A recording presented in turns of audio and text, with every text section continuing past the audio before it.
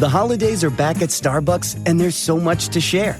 With classics like Caramel Brulee Latte, Peppermint Mocha, and Chestnut Praline Latte, we're celebrating everyone's flavor of festivity. Order yours in the app. This episode is brought to you by Amazon. The holidays are here, and you know what that means. It's time to get your friends and family the gifts they deserve. Take the stress out of shopping with Amazon's great deals and low prices on a huge range of items from toys to tech and much more. Whoever you're gifting for, Amazon has great prices on everything you need this holiday season. Shop Amazon for all your gifting needs. The Tudors Dynasty Podcast. Hello and welcome back to the show. I'm your host, Rebecca Larson, and I am so excited to welcome back once again, Sophie Bacchus-Waterman. Sophie, welcome back. Thank you so much for having me again for a third time. Yeah, it's great. I'm going to be old hat now at this point. You are. You're going to be one of my regulars at the. If we can continue to come up with topics, I will keep inviting you back. I'd love to. It's great. I really enjoy our chats. I'm very glad to be back. I do too. And today we are talking on a subject that I think kind of surprised me because you recently had an article published or is going to be published. I guess I don't remember which one. No, it has been published. It's out online. It was published on the 22nd of November, but it's not out in physical copy yet. It won't be out until December. Okay, so recently published on a subject that I don't think I've really covered very much on the show, other than maybe many, many, many years ago at the beginning. But today we're going to talk about like the mother of maids, kind of, and one in particular that you've kind of been able to trace and figure out who she is. So why don't we start off by the topic of your article and why this was of interest to you? Yeah, of course. So the article happened completely by accident. It was in connection with my biography of Elizabeth Boleyn that some of your listeners might know I'm currently writing. And the article is about the identity of the mother of maids during Anne Boleyn's queenship, a woman who has been known to history as Mrs. or Mistress Marshall. So it was completely by chance that I found her identity, and it's actually thanks to the help of Sylvia Barbara Soberton, who you had on recently. She and I worked together early on to work out this woman's identity, and then it became my article that I ended up writing and doing further research on. So yeah, it's very exciting to have found this woman's first name, a little bit about her family, a little bit about her children, where the Marshalls lived. For me, it was so important to recover her name. You know, really that was the purpose. As soon as I found out that that's what I had done, then it was very much like, how do I go about proving that Mrs. Marshall is the same Mrs. Marshall that I think she is? Yeah. So that was the subject of the article. So before we go into this research that you have done, maybe you can explain to the listeners what exactly the Mother of Maids was and what her role was. Yeah, of course. So it was a role in the Queen's household. We know of two women who had it during Henry's reign, two women who were the mother of maids to the English maids. And there is an important difference there, but I'll talk about that in a bit. So it was a role that seems to have been held by a more mature woman in the Queen's household, whose job it was to kind of oversee the maids, the younger women who served the Queen, probably the unmarried women. They were sort of in charge of morality. And I sort of think of them almost as like teachers. They were in charge of morality and dress and etiquette and sort of keeping the young women who served the Queen in line. So it was an official role that had a title. And when you look in court documents from Henry's reign, the term is Mother of Maids, or sometimes Mistress of Maids, Mother of Maidens. It's quite interchangeable. But they were essentially the people who were in charge of keeping the women in line in the Queen's household. Okay. And so we're talking about the Mother of Maids under the reign of, I don't even know if saying under the reign of, but in the household. Maybe in the queenship of, maybe in the household of. Yeah, it's really difficult, isn't it? You don't really say reign, do you? But no, I know. Yeah. So how does somebody obtain a role such as this? It's difficult to say, really, because we don't find evidence of Mrs. Marshall in that role, or indeed, I don't think anybody in that role, and then they work themselves up. It's not like you see Mrs. Marshall as a lady in waiting and then she becomes a Mother of Maids. In all court records, that is her title. So it's possibly that it's a family connection, like often with the Queen's household. The roles were particularly coveted and really sought after and really difficult to get. So much like today, who do you know? Nepotism, perhaps who you're related to, which was a key central part of my case, because I believe that Mrs. Marshall knew Elizabeth Boleyn, which was the central core of my paper and this research. Yeah. It seems to be like lots of household appointments. You came from, if not a noble family, then high up enough that you were able to, gain that kind of access to the Queen, that you were trusted enough. It's really who you know, it seems like. And from your paper, I kind of gathered that you're under the impression that it wasn't as common for the mother of a queen to have so much influence in maybe helping fill positions. It's really hard to say, isn't it? Because we don't have many examples of the mothers of English queens from this period. You've got, because most queens were foreign at this point. So the mothers weren't there to influence appointments in the Queen's household. And we just don't have the evidence for example, Anne de Beauchamp or Beauchamp, never quite sure how to pronounce that one, the mother of Anne Neville, Richard III's wife, for example, recently, Elizabeth Woodville's mother, Chiquetta of Luxembourg.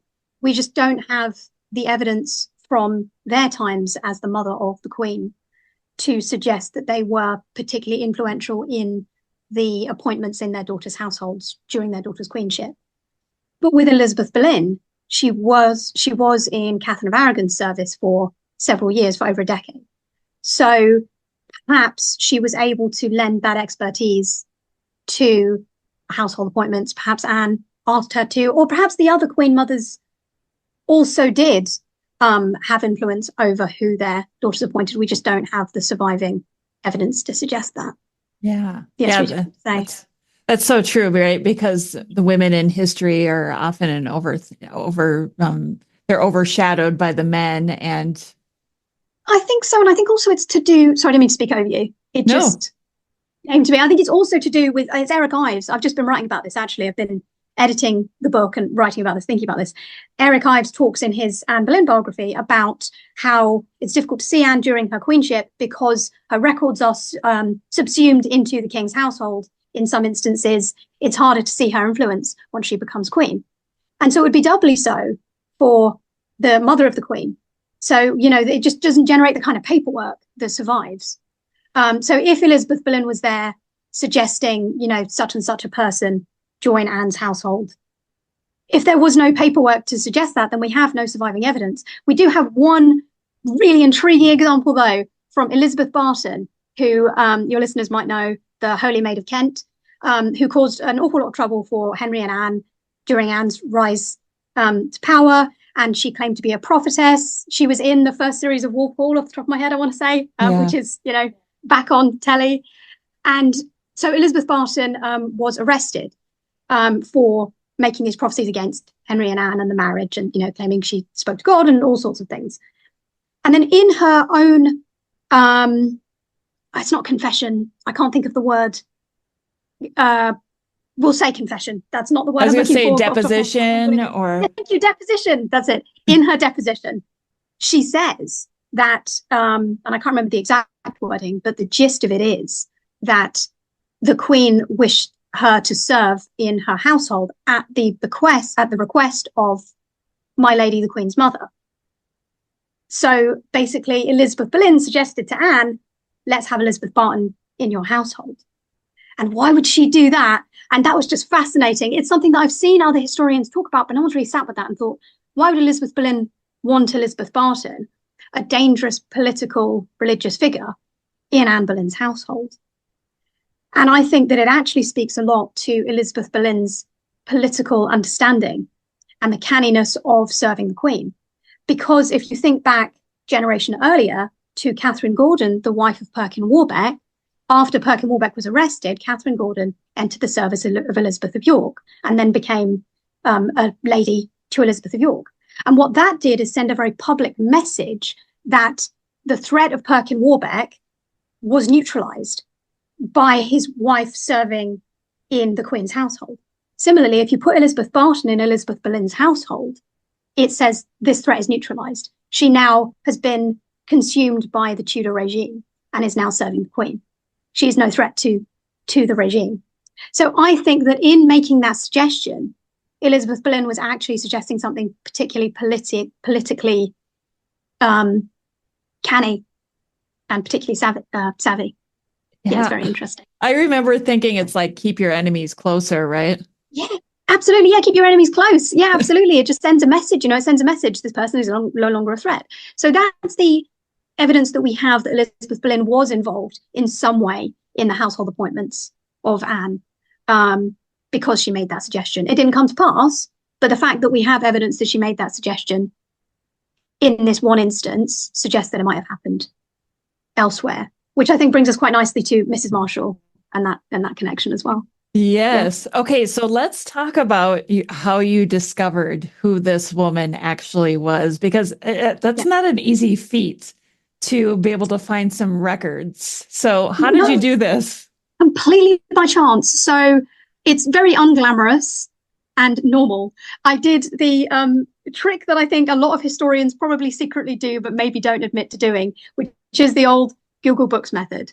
You just Boolean search, so, do quotation marks, a bunch of keywords to do with anything you're looking at. And especially if you're looking for records with early modern spellings. So you try all different variations. So I tried, Countess of Wiltshire, Countess with an E on it, different variations of the word Wiltshire, Lady of Wiltshire, Lady Wiltshire, Elizabeth Boleyn, Boleyn spelled all manner of ways. And you don't know what you're going to come up. What I found often was letters and papers, which is pretty understandable. Elizabeth Boleyn is referred to throughout those as my Lady of Wiltshire. So that came up quite a lot. But I found from the 1970s, it was a transcription of a will that mentioned the lady of my good Lady of Wiltshire is the direct quote. And I was like, what's that? So I popped to the Radcliffe Library in Oxford and found and tried to look for, because they had copies of this. It was I think it was the Bedfordshire Historical Records Society that had transcribed a bunch of wills. They had at the Radcliffe Library, they had all of these copies of this society's journals, except the one I needed. But lucky enough, it was digitized. So take a look and find it on the computers at the Radcliffe Library, a transcription of the will. Once you have the shelf mark of that will, it's just downloadable for free on the National Archives. So you download that, and when I read it, it's the will of William Marshall, a man called William Marshall, who it has no relation, as far as I can tell, to the famous William Marshall of the Middle Ages. This is someone completely different. William Marshall of Bedfordshire. And in that will, he places his daughter, Elizabeth Brocas, into the care of my good Lady of Wiltshire, who would have been Elizabeth Boleyn. So then you ask the question, who's William Marshall and how does he know Elizabeth Boleyn? Yeah. And it was Sylvia who, when I put this to her and I said, it's really interesting, who's this Marshall character? And then she said, that might be Mrs. Marshall, because in his will, William Marshall mentions his wife, Mary. And it was Sylvia who first made that connection and said, maybe it's Mrs. Marshall. But you can't just go on that. That's not enough. Right. So then you've got to look into the Marshalls of Bedfordshire. And so that then led to what then became the article, is trying to find a connection between the Marshalls of Bedfordshire and the Boleyn family. And it turns out there's some evidence to suggest that those two families knew each other. It's seriously, it's so important to collaborate with other historians, isn't it? Mm-hmm. I cannot stress enough, if it wasn't, I might have come to that conclusion. I probably would have come to that conclusion by myself eventually. Yeah. But it was that conversation that led to it. I have been so fortunate during the writing of this biography to have had the help of so many historians. I think there's this, I think I talked about it when I was last here, this romanticized idea that history is a lone endeavor. that, it's one figure down in some dusty archive somewhere digging up things. Sometimes it is, but the best history is done collaboratively. You can't know everything. I'm proof right now as I'm here talking that I forget things. People forget things. You don't know everything. This is a collaboration. I think all of history is a collaboration, and to suggest that it's just one person doing one thing, that's what acknowledgements are for. That's what book acknowledgements are for, to say, I didn't do this alone, and this paper was not done alone. It was Sylvia who pointed out that connection in the first place. And then I took that away and said, okay, if this is the case, then how did this family know the Boleyns? And it ended up being the paper. And it was very exciting and very fortunate for that collaboration. I love that. And for someone who loves collaborating with other people, I love when I can use the knowledge that I've obtained over the years to help somebody too. It's not very often that Seymour information comes into play. I just had this happen. Yeah. I think it was yesterday or last night with somebody who mentioned a specific location. And then I said, oh, that was actually owned by Thomas Seymour before that person. And they were like, no way. Oh, yeah. See, that's great. You never know. See, firstly, Seymour information should come up more in conversation, Justice for the Seymour family and Jane Seymour. And let's talk more about that. I can't wait for Elizabeth Norton's academic biography of Jane. I am so excited. Yeah, you must be. I think it's a couple of years off yet, but very excited for that one. Yeah, it's always a collaboration, always. Particularly, in undiscovered histories or overlooked histories. When you're not retelling the story of these great men, people like Thomas Cromwell or Cardinal Wolsey. And of course, there's always new research to be done. But when you're trying to find information on overlooked figures, I would say even more in that case, you need collaboration. Even if the collaboration is antagonistic. Look at Matt Lewis and Nathan Armin, Yes. And research that's come from that ongoing debate about the fate of the princes in the Tower. It requires two people, in that case, and more people, an ongoing discussion. Yeah, always. I feel that very strongly. I like that too. And I love how it's Matt, Nathan, and now Nicola Tallis too, with the Margaret Beaufort, tale of it. And then on my episode that went out today, I interviewed Dr. Lacey Bonar Hull about the women who are surrounded around the mystery of the princess. And that opens up another door. As soon as I haven't listened to that episode yet, but I will tell you, I'm going to fangirl a little bit. As soon as I saw that episode and I went, oh, that's exciting. I downloaded it. I have not listened to it yet, but very excited to listen to that one. I'm sure it's fantastic. I hope you have the mind-blowing experience that I had, because there was something that Lacey revealed in that episode where I was like, you have got to be kidding me. How have we never talked about this before? Oh, that's very exciting. I can't wait to listen. Yes. We're plugging another episode of your podcast in this one. This is what you do, right? That's what you do. Absolutely. Everyone go and listen if you haven't already. It was a fun one. Anyway, let's get back to Mrs. Marshall. Yes, we took a massive detour there. I apologize. No, don't apologize. I love detours. That's what my show is all about. We just go all over the place and we eventually come back to the topic at hand. But so you discovered who Mrs. Marshall was.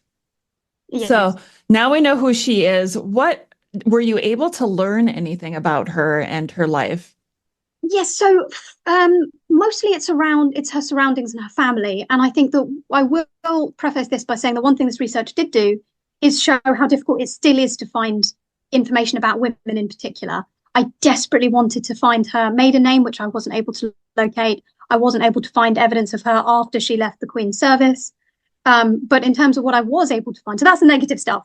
But what I was able to find, she was married to William Marshall of Bedfordshire, and they lived in Dunstable Priory, which was one of the first connections that I made between that family and the Boleyns, was that the Boleyns owned Luton Hoo, one of their properties in Bedfordshire. So that was a geographic connection immediately between the two families. And Mrs. Marshall had this role in Anne's household, seemingly from January 1534 is when she first turns up in the records. And then she maintains that role throughout Anne's queenship. And then the day after Anne's execution, Thomas Cromwell, in one of his notes to himself, tells himself to remember the mother of Maids. And we assume that that is Mrs. Marshall, because if she got this role through her connection to Elizabeth Boleyn, then after Anne's queenship, she probably ended up like a lot of Anne's household, leaving the Queen's service. And then we next see another person in that role of mother of maids, a woman called Mrs. Stoner, whose identity is also unknown. She could be a couple of people, and it's been suggested that she's a few different women. The problem with these records is that they're referred to by their surname, Mistress such and such. And unless you know who that is outside of that, or if it could be several people, like in the case of Mistress Stoner, then you're not going to know unless we find a piece of evidence like this one about Mrs. Marshall, which connects the Marshall family to the Boleyns. And these women's identities are just hidden.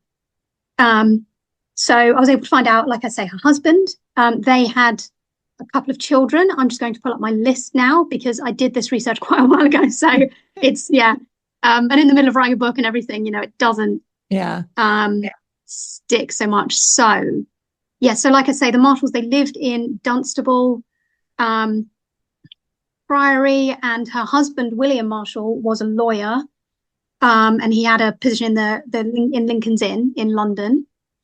And then he passed away in 1531. And so this would have left Mary Marshall as a widow, which actually was a very good position for a woman to be in, because then you have access to your husband's funds. And he left a lot of money to his wife, and then he left some to his children as well. So William and Mary had several children, 2 sons and 3 daughters. And I was able to find out a little bit about their children. Richard Marshall, one of their sons, he was also a lawyer. And then Elizabeth Marshall Elizabeth Marshall Brocas was the wife of John Brocas, who died before William Marshall wrote his will. And then it was in the will, William Marshall was charging Elizabeth Boleyn with the new marriage of his daughter Elizabeth in the will, and he made her his executor as well, Elizabeth Boleyn. So able to find a little bit about one of the executors as well, along with his wife. So I was able to find out a little bit about the kind of Marshall family in general, a little bit wider. And then of course there's the connection to the Boleyn family as well.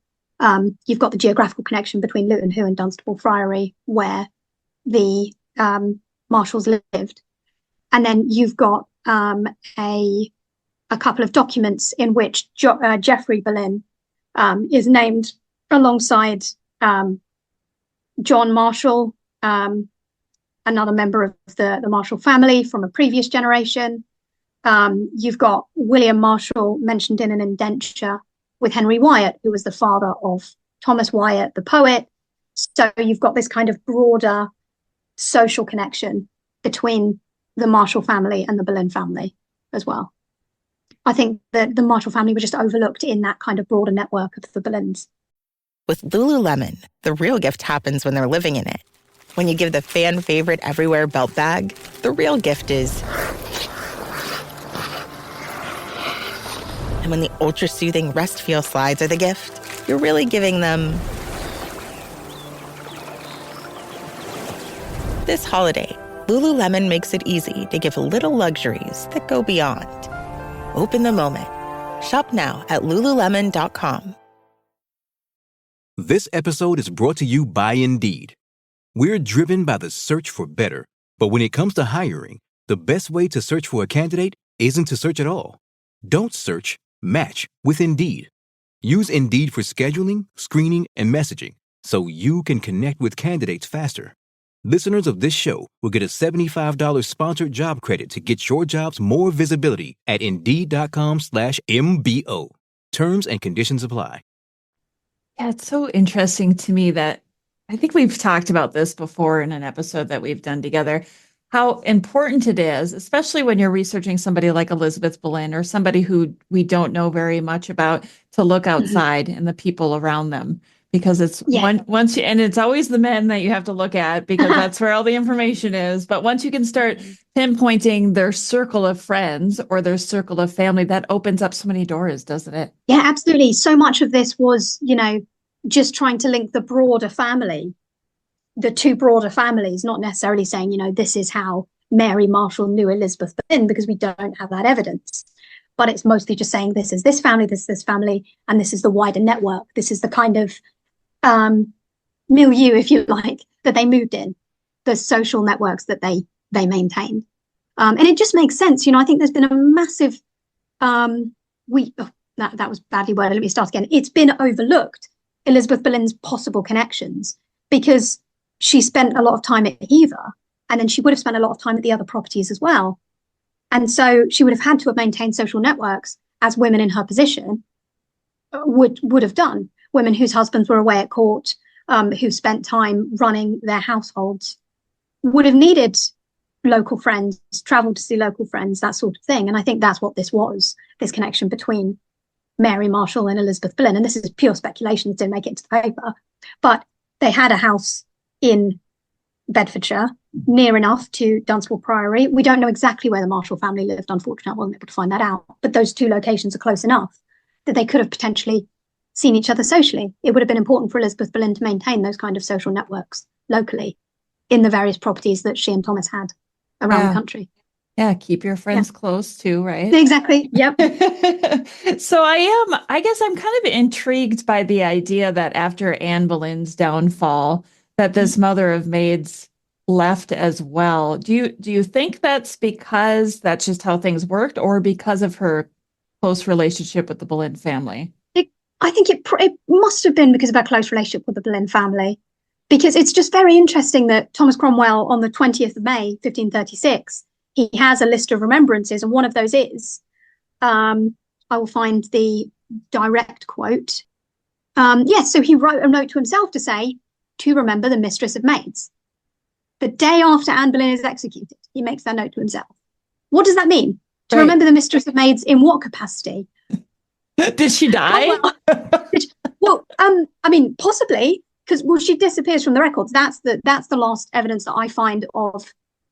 And I'm assuming that note to the Mistress of Maids is Mrs. Marshall, because the last reference to Mrs. Marshall as the Mary Marshall as the mistress to the Queen's gentleman is in October 1534. That's when you can associate the name with the role. Mistress Marshall was the Mistress of Maids at that point. Then Cromwell says on the 20th of May 1536 to remember the Mistress of Maids. I'm assuming that Mistress of Maids is the same woman, is Mrs. Marshall. You don't know, because Cromwell didn't say, Mistress Marshall in that note. But it makes sense that it would be if we assume that Mary Marshall got that role because of her connection to the Boleyn family. Yeah. And then the day after Anne's executed, Cromwell says, remember. Remember what? We don't know. So, frustrating. Where did you say you found this note? It's digitized on the state papers online. So it's among... Cromwell had these lists of remembrances.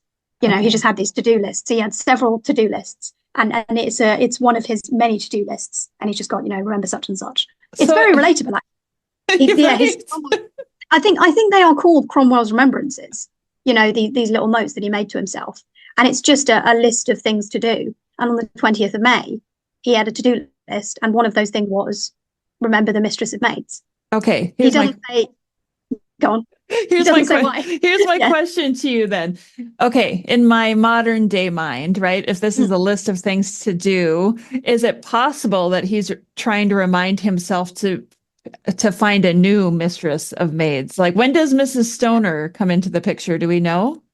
Yeah, so she comes into the picture in 1539. And so there's this gap where we don't know who the Mother of Maids was in that period. Yeah. We've got two Mother of Maids, two other women in this role.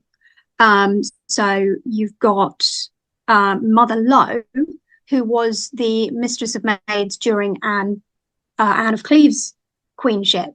And she seems to have joined the household. She seems to have travelled over in November 1539.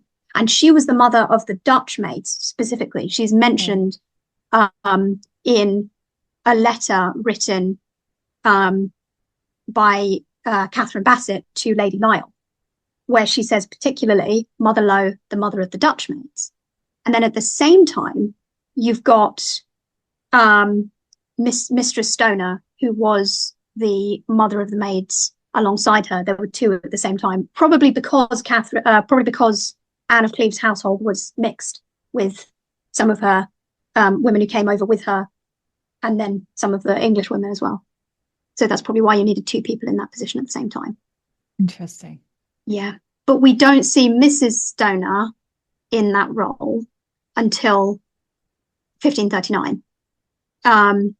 So there's a gap there.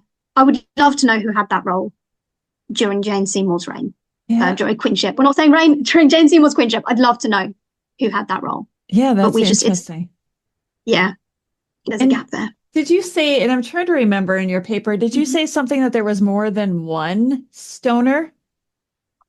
There was, so we don't know who Mistress Stoner was. Much like we don't know who Mistress Marshall was. She might have been Isabel Stoner, the wife of John Stoner. And it's also been suggested that she was Anne or Margaret Stoner, the wife of Walter Stoner. So she could have been several people. Maybe my next paper is who she was. I'd love to know who she was. But see, this is the problem. That was part of my conclusion of the paper. And at time of recording, by the way, I do have some free e-prints. It's behind a paywall, but I do have some free e-prints if anyone would like to read it. Part of the conclusion was pointing out that because of the way that the court records work, you just can't find these women's names unless they're named, because of the nature of, lady such and such, mistress such and such. You've got to look outside of those records to find who they are. And so that's why some of these women get anonymized, like Mistress Stoner, who could be several people because there were several women with the surname Stoner. And so which one was it? Because you've got Mistress Marshall, whose name is just not mentioned in these records. In every instance of her, even outside of court records, when she's mentioned in letters, she's mentioned just by her role. So it is the mother of the maids, I wrote to the mother of the maids, whatever it might be, Mistress Marshall. You don't have their first name. And so because you don't have their first name, their biographies are unrecoverable. And they're just anonymized by the nature of these records. Yeah, it's crazy. And these women had to have some sort of qualification in order to hold this role. Like, do you have any idea? Of the kind of qualifications? Outside of who you know and being able to get that position. I'd imagine that because of the nature of the role, being taking care of the younger women, I'd imagine they would have been perhaps maturer women, probably with children of their own, they couldn't have had any stains on their character. They must have been particularly upstanding women who were highly regarded to be in this very public position of this recognized position of keeping law and order in the Queen's household. We have an example from William Latimer in his chronicle of Anne Boleyn when he talks particularly about the mother of maids. And he says that Anne used to, I can read the quote directly, I've got it in front of me. Yes, do please. So William Latimer writes, and that her ladies, maidens of honour and other gentlewomen should use themselves accordingly to their call, her grace would commonly and generally would many times move them to modesty and chastity, but especial to the maidens of honour, whom she would call before her in the privy chamber, and before the mother of the maids would give them a long charge of their behaviours. So after Mary Shelton was caught writing in her prayer book, Anne, quote, commanded the mother of the maidens to have a more vigilant eye to her charge, to the end that at all times, and in the times of prayer especially, they might humbly and virtuously behave themselves. So you've got William Latimer talking about Anne keeping order in her household through the mother of the maidens, and it was Mrs. Marshall, Mary Marshall's job to do that. When something went wrong, when someone wrote in their prayer book or seemed to misbehave, it was, like I say, almost like a school teacher, very much the person in this role, the role of the mother of maids to keep that order. And of course, William Latimer was writing a pro-Anne Boleyn book there. So he was trying to suggest that, a household was particularly orderly, that these women were particularly well behaved, that in instances where they weren't, Anne pulled them up on it, and gave them a long list of their charges, he says. So it's an interesting role. I think that it's the Queen's household publicly, the ladies in waiting, they served a very public, functional purpose to enhance the Queen's majesty when she went anywhere publicly. They all had to be well dressed. They all had to perhaps dress the same. They all had to be beautiful. And it was the mother of the maid's role to keep that public image, almost like a PR person, I guess, thinking about it. And these young girls, we'll call them the maids, the purpose for them to be in the household, right, is to learn under these other people, to learn under the mistress of maids, and to meet husbands eventually, right? Yeah, absolutely. Yeah. And to find husbands as well. So yeah, it's very much like, be goodly, be godly, be proper, and then you'll find a good husband. So yeah, these women, whoever was in that role, and like I say, I'd love to find out who it was during Jane Seymour's queenship. I just don't think we have the surviving sources. Whoever was in that role, they must have been someone of kind of good character, who was highly regarded, and to be able to be trusted to be in that position, had probably proven themselves with their own family or their own children or daughters or whatever it might have been. I hope you continue to look into this, who Jane Seymour's mother of maids could have been. I'm so curious, like what her religious inclinations may have been. I think that would tell us a lot. I think so. Yeah, I think there's so much more work that can be done and should be done on the Queen's household and on Jane Seymour's queenship and on her household. There's this idea that, Jane's household was very staid and boring in comparison to Anne's household. And I don't think that's particularly true. I haven't done my own research into that, so I can't speak to it at any depth. But I think that we have a tendency to compare one wife to the other. So I think it would be very interesting to know more about that. Yeah, it's possible that the evidence is out there, it hasn't been found. Right. It'll just take collaboration with somebody to be able. You never know. Yeah, absolutely. Yeah. And who knows, like we say, Elizabeth Norton's book's coming out. So I'm sure there's going to be all sorts there. It's very exciting. Oh my gosh. I think there's so many of us who are so excited about this research that she's doing, because I think so many of us want to know who the real Jane Seymour was. Yeah, I think so. Absolutely. And I think there is a real movement, with biographies like mine, with this academic approach to Jane Seymour as well. This pushing back against centuries of thinking, these women are unrecoverable, or we don't know much. There's so much more there to know. You think about 10 years ago, I don't think an academic biography of Jane Seymour would have been attempted. The thought would have been, you can't do that. There's barely, and I think it was Elizabeth Norton's biography of Jane that was the first of its kind. Yeah. So there's a sea change, I believe, in our ways of thinking. It might not be traditional history as it's been understood. There might be different approaches, and we talked about this in my interview about my biography, different approaches to doing history, particularly when you're recovering the lives of marginalized figures who are marginalized perhaps in their lifetime, if you're talking about the lives of enslaved people or the lives of impoverished people. But then you've got the recovery of someone like Elizabeth Boleyn, who was, or Mary Marshall, who in their lifetimes were privileged, but have been marginalized by the archives and by the surviving sources. There's got to be another way to try and recover what we can.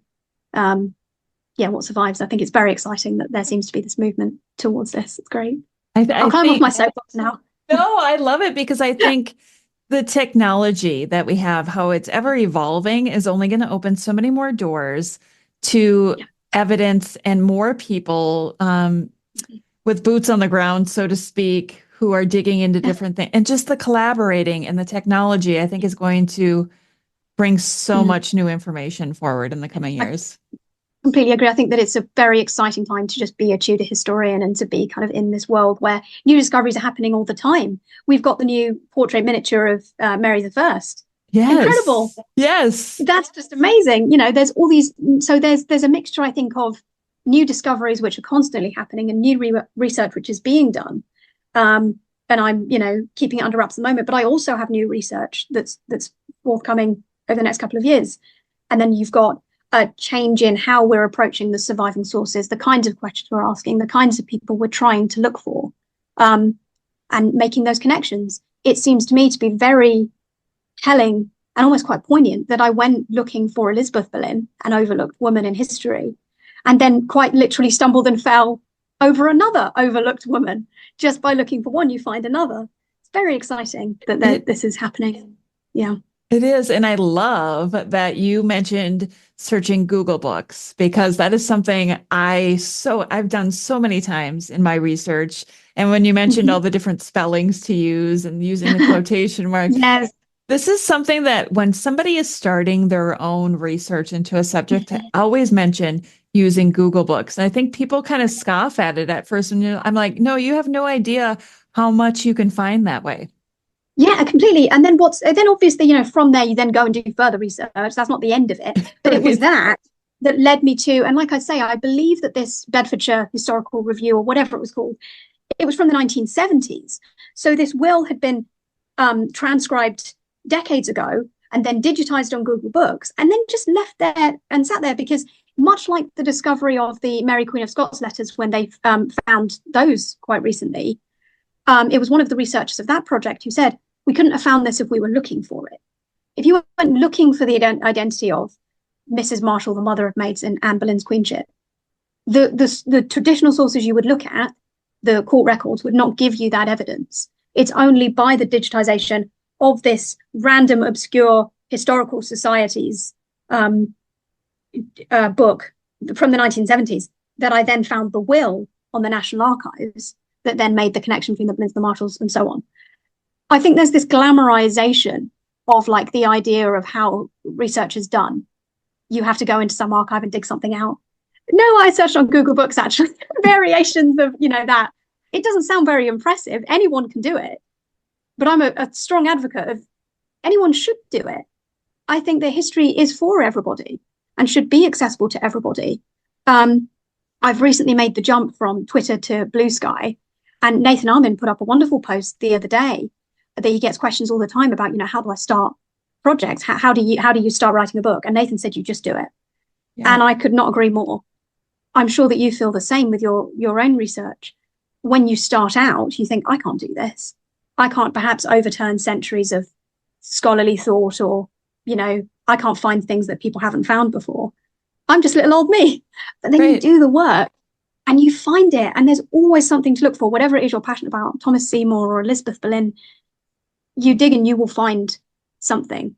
It's so exciting, I think, and possible. And yeah, it's so very preachy. I'm sorry. No, I think it's so rewarding. Doing the research is some of the most rewarding stuff I've done in my entire life, because of the things that you come across that maybe somebody hasn't really put two and two together, that this is an important piece of research to your subject. Then it gets exciting, and then you want to it's addictive too, isn't it? It's addictive. It's like being a detective, and then you start to put things together, and this is one small facet of a larger biography of Elizabeth Boleyn. This is one offshoot of that. But then within that book, and I realize I'm going off the topic now, within that book, there's all sorts of new discoveries and documents and overlooked things. And we talked last time about, just sending those emails to those institutes. What do you have on this, that, or the other? There could be some box somewhere that they don't know about, they haven't gone through or whatever. And it's putting all those pieces together to try and make a bigger picture. And sometimes it's not making new discoveries, it's just looking at old discoveries or collaborating with other people, because the history itself, the sources often don't change. What changes is our approach to them, the questions that we're asking, and who's looking at them. My research into Elizabeth Boleyn has been heavily shaped by what I'm interested in as a researcher, my life, my experiences. The book is shaped by my writing style, all of those things. So to think, well, someone else would do it better or someone else would do it different, but no one would do it the way you would do it. No one has those questions, wants to find those answers. And I think that's just so, inspiring and exciting. I think it should be open to everybody. I love Google Books as a method. It doesn't sound impressive, because well, anyone can Google something. Yes, but knowing what to Google, knowing how to find those things, the kind of information gathering that then leads, because it began with a Google Books search query, and then led to much more research at the National Archives, on State Papers Online. Excuse me. And that's where the historian part of it comes in, when you put those things together and create that picture. Yeah, it's very exciting. And I think when you're doing research, it's also so important to have people to talk to about it. If they're people that you can trust, of course, But I cannot tell you the number of times if I didn't have my mentor and that I wouldn't be able, if I couldn't trust her the way that I do, I wouldn't be able to go to her and say, hey, I came across this piece of information and here's some thoughts that I have. And then her feedback to me is, oh my gosh, yes, you need to dig more into this. I may have just overlooked it and moved on, but because I gave her the ideas that I had, she was able to validate that, okay, no, you're on the right track and you should dig a little bit deeper. Absolutely. That's why the peer review process is so important. You know, this article, it's my first published article. Yay, very exciting. But it's been through the peer review process because it's been read and looked at by other historians multiple times before it gets to be in front of you. So that's why it's so important to have people check things, to have people question things, to be able to share it in, like you say, with people that you can trust, other researchers working on similar things. But then also that's why we have the kind of academic rigor of peer review process or book reviews or that sort of thing. I think that when you say kind of history is for everyone, I do believe that very strongly. But I also believe in, academic rigor and making sure that, that there's not a spread of misinformation or the spread of, false facts. I can't, early on in my biography, when I lost the will sometimes, because it was such a massive project, and then I'd just think, oh, why am I doing this? Then I'd read some misinformation about Elizabeth Boleyn, of which there is a lot about. I cannot tell you how many portraits there are. Just any random portrait of a woman, and it's like, it's Anne's mother, and I'm thinking, no, it's not. Read that, and then it drives me crazy, and I think, okay, I have to put this right. I have to put this right. And I think it's wanting to be an advocate for the people of the past and tell those stories. I know that your research is very much the same, but also being aware that you can only go so far with that, and not kind of over romanticizing it and thinking, I'm trying to be an advocate for this person, but ultimately I don't know what it was like to live 500 years ago. I can only ever allow the sources to take me as far as they will. I feel like you and I just feel like every time we talk, we could just do a whole episode on research and the research process and what it's like to research for our book. Oh, I'd love to. That would be great. I'd love to. There's our next topic, right? There's our next topic. Absolutely. Yeah. Because I feel like we haven't spoken much about the paper or Mrs. Marshall much, but I think we have. I think we've covered it. It's very exciting to be able to have restored this woman's name to her, and to have done the research that allowed that to happen. Yeah. I felt very strongly. Great discovery on your part. Maybe great accidental discovery. Thank you. Sometimes the best ones are. And I think as well, one final thing, this actually speaks to the importance of wills as well as documents and overlooked sources. The part of my conclusion in the paper is talking about wills and how important they are as a source of information. They're often overlooked, but you can sometimes find all you know from a will. I remember a while ago there was that big hubbub about they were going to destroy some wills. Did you see that? Oh, I did not. Do you remember? Gosh, oh no, I'm going to tell half the story now. I can't remember. I'm so sorry. There was a big thing a couple of years ago about I want to say one of the governmental departments in England had a bunch of wills, physical wills that had been digitized, and then there was a big petition because it was claimed that they were going to destroy them. I don't know what ended up happening to that. So I will leave it there because I can't remember the whole story and I don't want to go telling half a story. But the point that I was trying to get to before I went off on a tangent that I couldn't remember, is wills are massively important sources and overlooked sources. In some instances, they are our only evidence that somebody lived, or our only evidence of what they owned, their family. A majority of the initial research that I did into the Marshall family was right there in William Marshall's will.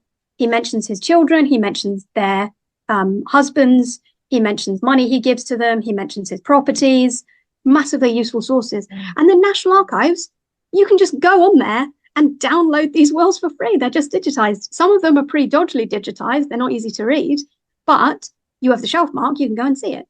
Yeah, they're wonderful resources. It was incredibly helpful. That was the basis of this research. That was the start of this research. Yeah, they are. Yeah. I don't mean to talk about the Seymours again, but that's where I learned. You're like, more, please. I learned a lot about Marjorie Seymour, so the mother of Edward and Thomas and Jane. I learned a lot about her relationship with her children from her will. Really? That's so interesting. Yeah. So when I I didn't even read know that, oh yeah, I didn't know she had a will. yeah, I wrote an article for it on my website a couple years ago or so. Maybe I'll share the link with you just so you can kind of I'd love see. to. And Yeah. it was just my interpretation of it was that she did not have a very good relationship with her eldest son, Edward Seymour, Duke of Somerset. Very interesting. I would love to read that. Yeah, maybe you can pop it in the description of the episode. Yeah, I'm Well, sure no, people. no, this episode is not about Thomas Seymour or his family, but But it's tangentially related. It's about wills. You can, plug your own research. It's linked You're so tangentially. I always love to talk about Seymours. Yeah, of course. Yeah, any excuse. But they're very important. Yeah, documents, and it can offer a lot of evidence about a lot of things. That I talk about wills. They're going to turn up in my Elizabeth Bullen book. Obviously, the basis of this paper was all around a will. The beginning, anyway, before you kind of branch out and look for other evidence of the family. Yeah, massively useful.